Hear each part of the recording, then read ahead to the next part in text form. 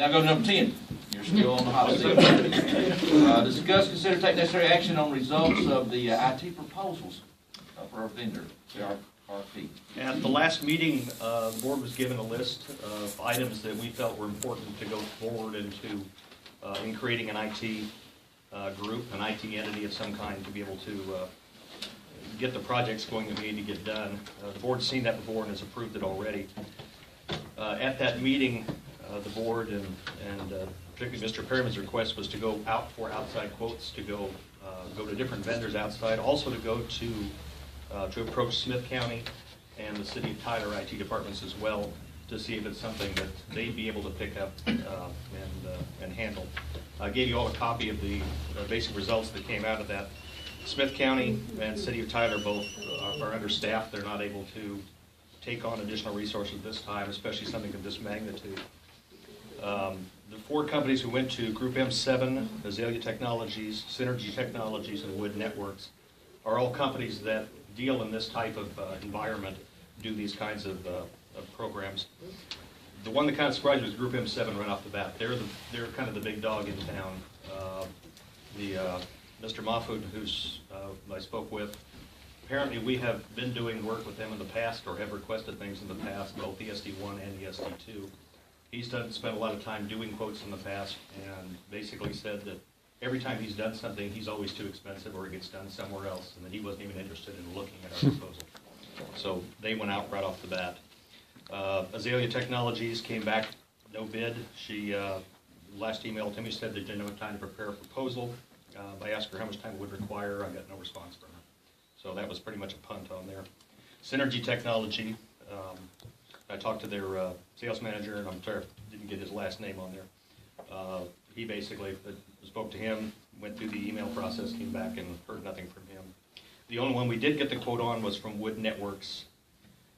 They came back out of the 20 line items that were on there. They basically no bid on 15 of them that they would look at some point, but they would need additional information.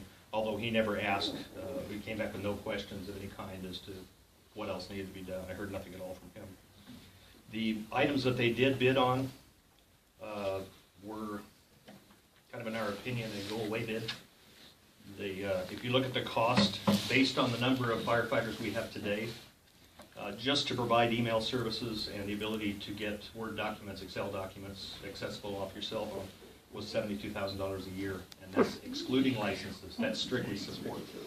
That also does not include the server hosting that on from there.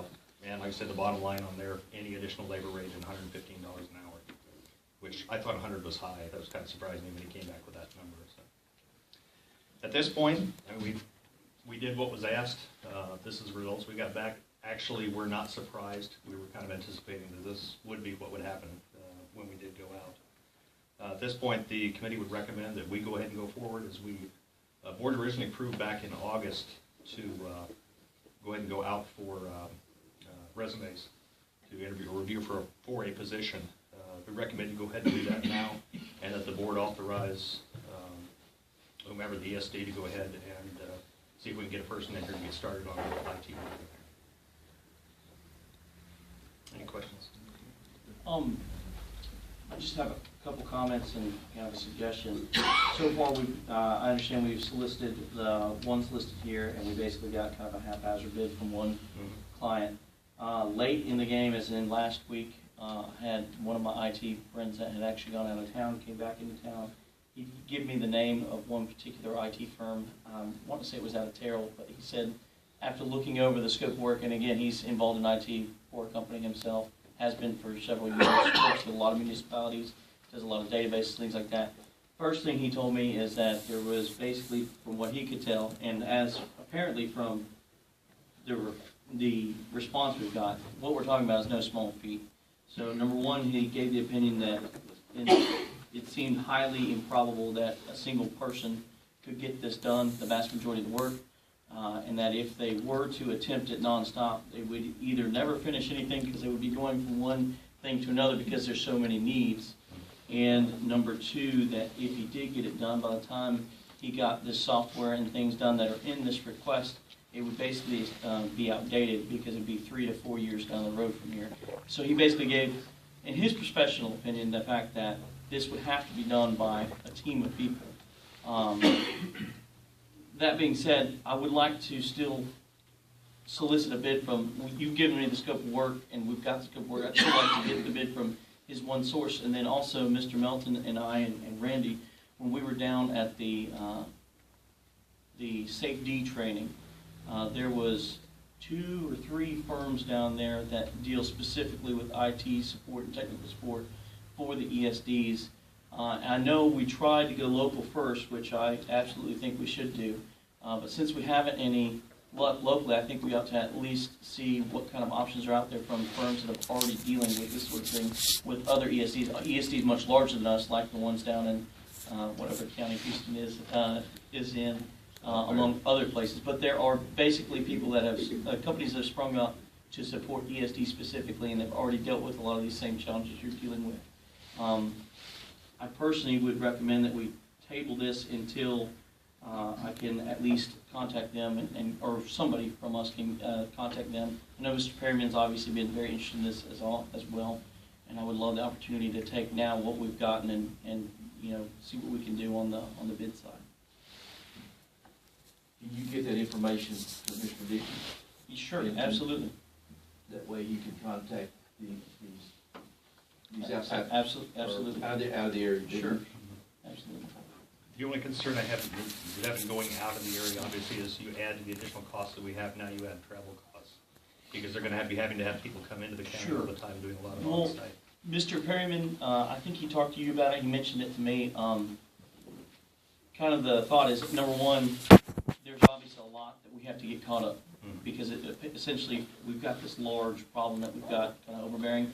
And the fact is, it's a big enough problem that's affecting our serviceability, and it's, you know, it's something that matters. That's why we need to get it done. So his thought was, if we go ahead and assign at least a big task to a firm, maybe, you know, we have the initial upfront consultation and some upfront thing, but once they understand it, they can turn it over to their team, get that executed, and then maybe, you know, if it is necessary, do things like hire an IT person to manage it after that point, so we don't have a constant, you know, back and forth. But knock out the big portions or large chunks of it, and work on getting that under control and up to speed as quick as possible for pragmatic reasons, and then maintain it from there on out after that.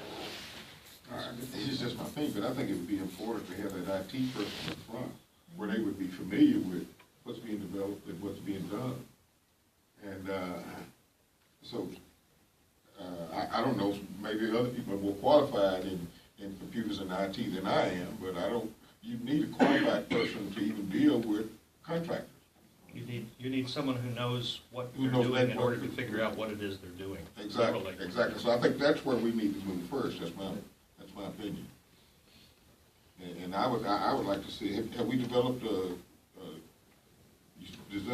scope of work? Have we defined the job description, minimum qualifications, and we have all of those things? Yes, sir. And that was coming back from last August. Do you think that you could get this information to him, and you can contact these extra firms, and come back to us at our next board meeting, our March board meeting, and let's get something done rather than staying on the fence? We're another month out is all. Yeah. We can certainly keep going, right? Yeah. I mean, I hate to keep circling the wagon, just circling the wagon. Yeah. Well, if we hire an IT professional and we give him an insurmountable amount of work, we're not really going to accomplish much in 28 days anyways. So, you know, if we work with a firm, they come up with a game plan and a quote that we can vote on, and then we deem it necessary to hire somebody to work with them, I think that makes logical sense. But rather than throw one person at a whole entire team worth of work, that's what I would be hesitant to do. Well, the way I was seeing it is that we would have that one person to oversee whoever we would contract with. Well, and communicate with. Sure. Mr. Dickey, I know, obviously, is very experienced in this field, and essentially, he would be that contact that we have. Can I make a statement? Sure, absolutely. He's doing all this zero pay volunteer. I mean, he has put countless hours in out of his pocket, and that's not something that we can ask from I mean, that's above and beyond being a volunteer fireman. So I would not put that on the Mr. Dickey, because it's just not right. And just- Okay, what if we did both? What if we go ahead and start soliciting and see what kind of out there, and therefore we can gauge what kind of budgetary commitments we're talking about in terms of an IT professional? Because my understanding from the people I know in the IT industry is it's not, a cheap position, number one. Mhm. So that way, number one, we know what it's gonna cost for the staffing. And then also, you don't even have to do it. I'll more than happily do it and solicit the same information, and simply, if they've got questions that, aren't apparent in the scope of work, I can contact you personally. You don't have to do any extra phone calls, and we can go ahead and see if we can now, since the local option's off the table, see if we can find something pragmatic to undertake that, and then we can kind of work both ways at the same time. All right, so you can, during the month of March, come back to us during our regular meeting, and then at that time, we can actually make a decision and direction. Sure. All right, you made a motion to table it. Do I hear a second? Is motion to table Well, it? I thought you was gonna kind of, your last statement is kind of changed, and we move forward with both. Can I clarify my motion then? Yeah. I did make the motion to table it. I'd like to strike that and make a motion that we do both, that we go ahead and solicit for a position and go ahead and start advertising and see what, accepting applications. And that we also, before making any decision on it, which obviously will be before the next meeting, we also continue to solicit the bid from outside sources. I'll be glad to work with you on that, go with that company. Do both? Yes. Okay. A second. All right. Motion's been made. Dina, you got that to be clear? Sorry. And second. All right. All I in emailed favor? better, I swear. Boys say aye. Aye. All right. Motion carries. Thanks.